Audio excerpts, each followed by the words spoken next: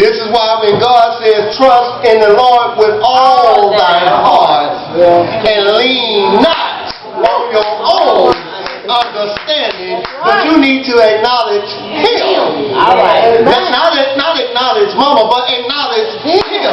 Not acknowledge Daddy, but acknowledge Him in all thy ways.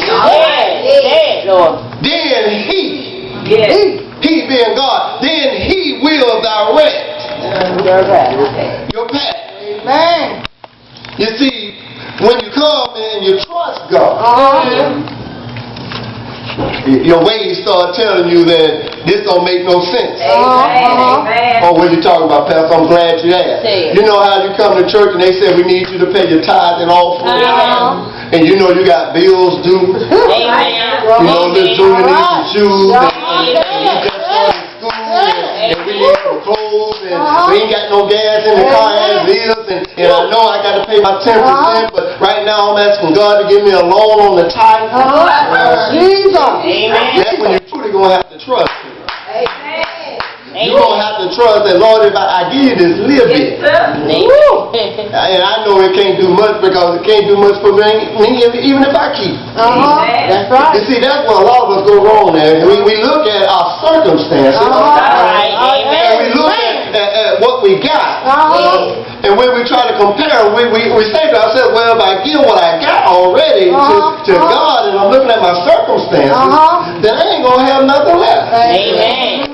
But even if you took your little and gave it to your circumstances, you still ain't got it. All right, Lord. That's why I don't mind giving God His 10%. I know 10% of His money in my hand. That's right. Ain't much in my hand. Amen. The problem with a lot of us is when we look at what blessing God should be about, we get the wrong understanding. We get to thinking this is my money. Amen. My 10%. And that's where you go wrong at when you start talking about mine. Because according to my Bible, it says the earth is the Lord's.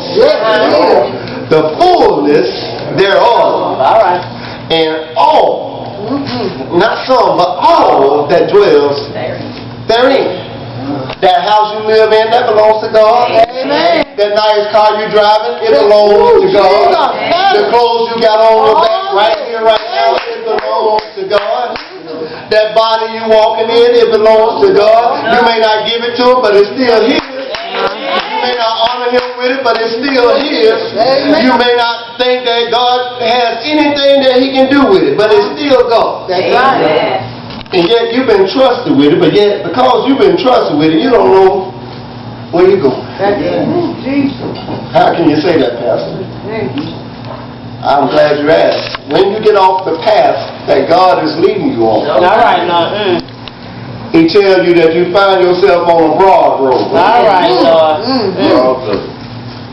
I read in Luke chapter 7:13, it says, broad is the way that leads to destruction. You want to know why you're catching hell right now? You're on the wrong highway. Check the path you're on. You want to know why some things going wrong? Look at the path that you're on. You want to know why kids won't act right? Check the path that your kids still on. If you gave them to God, believe me, God is able to control. God is able to do more than you can do with them. God knows that's what to do. Look what He's done for you. Yes, Lord. And if He's okay to be your God, don't you know that He can be their God okay? Don't you know that God is able to keep them? God is able to sustain them. God is able to bring them out. But our problem is we get our business in God's business and won't allow God to be seen in their lives. And because we won't allow God to be seen, we place our kids on the wrong path. We place our kids on the broad path. And if you put them on the broad path, the word says that the road leads to destruction. But He also comes back and says, narrow is the gate that leads to life. And only a few will find it. You know, what I like so much about when you go into the woods and you just want to do a little nature walk, and you start looking around, you can always find a path that many people have traveled on. And one of the reasons why you can find it because the grass don't grow on that place. Amen. That's what God says His Word is like. When you get on His Word, you're going to find something that sustains grandmama. All right. You're going to find a path that will sustain mama. You'll find a path that granddaddy done been on. You'll find a path that uncles have been on. And it has been traveled so much that when you get on the path, you know you're on the right road. Amen. When you're on the wrong path, All right. it's just like stepping on grass. You look back and you can't really see where you stepped at. Amen. Because just as sure as you move your feet, the grass just spring right back up. But if you're on the right path, Amen. it's been traveled so many times by so many people that the grass don't even grow there no more. The thing that I like so much is that when you trust in God, you can't do nothing but lean on Him. All right. Amen. You see, when you start leaning on God, you lean on not just God and His power, but you lean on God and His strength. Amen. Some of us are trusting people and believing that they can hold us up. Amen. That's why you're crying at night and you call your girlfriend and you got to call tomorrow and still go through that same old song. But I promise you, if you call God, He's going to deal with it. He's going to handle it. He's going to tell you how to fix it. And then He's going to remove it. Yes. Well, Pastor, why I keep going through it? Because you keep picking it back up. Amen.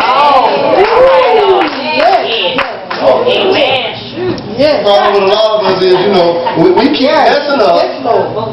Jesus. Amen. Then we want somebody else to help us get it All out of the right, way. Lord. Amen. Amen. And the word clearly says, if you don't lean on God All right. and acknowledge God, then who are you leaning on? That's right. Amen. Man. It can't be but two people. That's right. Just like I read on the road, it ain't but two roads. One leads to life, the other one leads to destruction. Amen. Ain't but two sources. You're either going to believe in God All right. or you're not going to believe in God. Amen. There is no in-between. Amen. There is no time for us to sit back and wait for you to make up your mind if you're going to follow Him. Amen. There is no time for us to sit back and decide, did you get it? Amen. What are you talking about, Pastor? I'm glad you asked. You read the story where it talks about Lazarus and the rich ruler? Amen. And it said Lazarus died and the rich ruler died, and Lazarus went up to heaven and laid his head on Abraham's bosom while the rich man went down into the pits of hell, and there he found himself being tormented and tortured, and eventually he looked up and he saw Abraham and he saw Lazarus, and he said, Father Abraham, allow Lazarus to come down and just put one drop of water on my tongue because I'm being tortured and I got this question that cannot be. And he said, what? I can't do that. So I tell you what, Father Abraham, allow Lazarus to go back.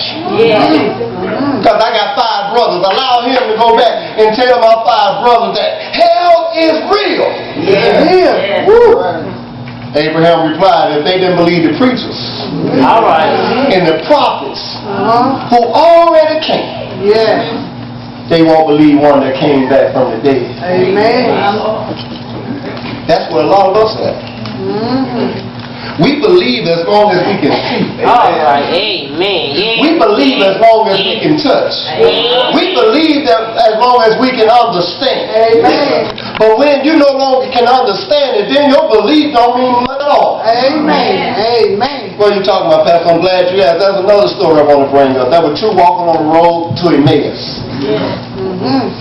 And this is right after Jesus had been crucified. And Jesus shows up again walking with them. You find this story in the book of Luke, I believe, around chapter number 23. And as Jesus is walking with the 2 on the road to Emmaus, they began talking, and Jesus started talking to them, and Jesus asked them a question. Why are you walking, talking, and looking sad? What kind of conversation are you having? Amen.